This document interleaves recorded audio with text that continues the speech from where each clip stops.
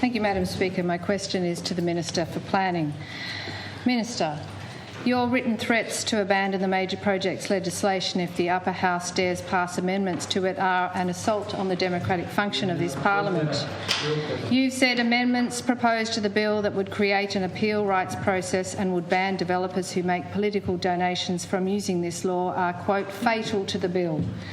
Leaving aside the fact that neither of these amendments would affect the purpose and function of the bill, you threatened upper house members with not supporting an amended bill on its return to the House. Excuse me. Sorry, I'm taking advice. Because the bill is still live, you must be very careful with your wording and not refer to the bill. Thank you, Madam Speaker. I'm aware of that requirement. Your threats to vote against your own legislation. Your threats. It's about the Minister's threats. To vote against your own legislation border on interfering with Parliament, a crime under Section 70 of the Criminal Code. Your government is answerable to the free exercise of this Parliament's authority. It's not up to you to direct members in how they vote.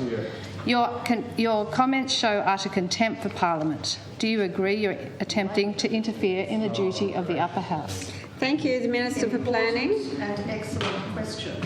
Thank you, Madam Speaker. Understand how parliaments work. And I will take your guidance on what's in and out of play in terms of trying to answer that question. Now, wouldn't Madam you? Speaker, You'd like that.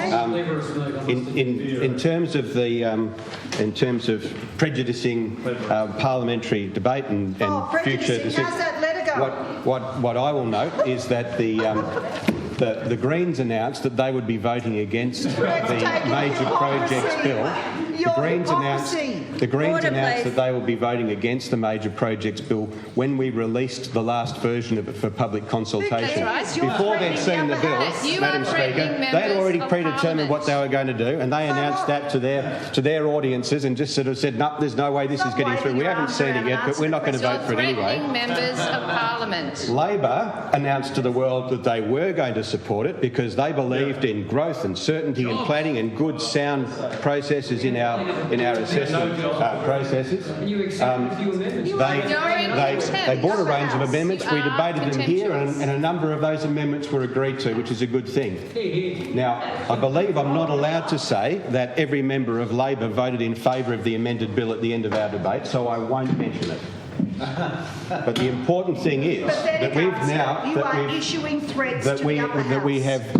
now got a bill that is going to be before the Legislative Council today, and it's a very important piece of legislation. Yeah, and you're attempting to interfere with as their you know, process. as everyone here knows, that from time to time there comes a project which is large and complex and requires assessment against multiple different regulations and under several different acts, and sometimes across several different local government areas. Yeah. We need a process which enables that assessment to be coordinated so that information is presented once all the relevant questions are asked, all the relevant assessments are done by the people who are empowered under their acts to do so, and a final decision is made by the Independent Planning Commission, Madam Speaker.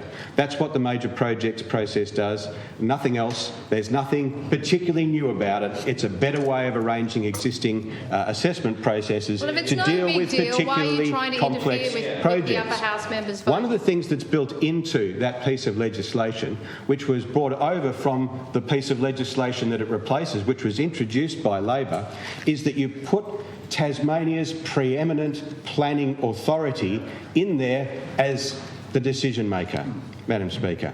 Now, we've heard in the debate and in the continuing debate the foreshadowing of possible amendments which would introduce an appeal clause to come after that. One of the things that's very important about the principle, Dr. Woodruff. One of the things that's very important about the principle of an appeal is that you appeal a decision to a higher authority. On planning matters in Tasmania, there is no higher authority than the Tasmanian Planning Commission. That's why we embed them in this process as the decision maker. So we have the highest authority, independent of government, making the decision at the end of the process. What about the Introducing an appeal clause, Madam Speaker, potentially undermines the independent authority of the Tasmanian Planning Commission.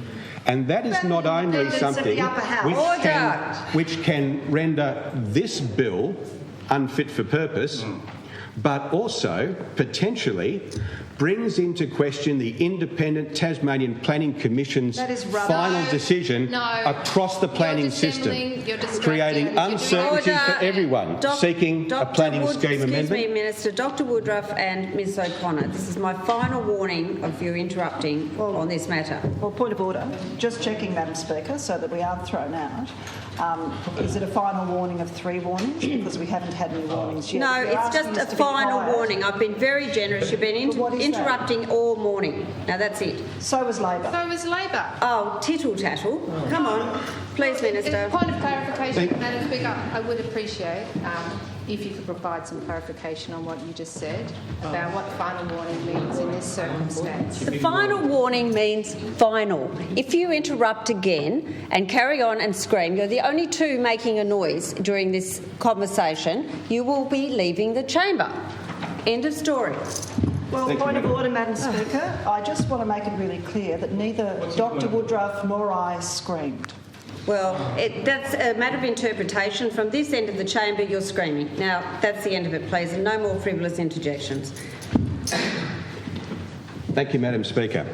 The potential exists if anyone was to propose, and if there was carried an amendment to this bill that brought into question the authority of the Tasmanian Planning Commission, it would not only affect the usability of this bill, but it would have precedent for any other decision of the Planning Commission that has been made now or could be made in the future. And I think that would introduce considerable uncertainty to our planning system and every decision made in it, at a time when Tasmania needs more certainty.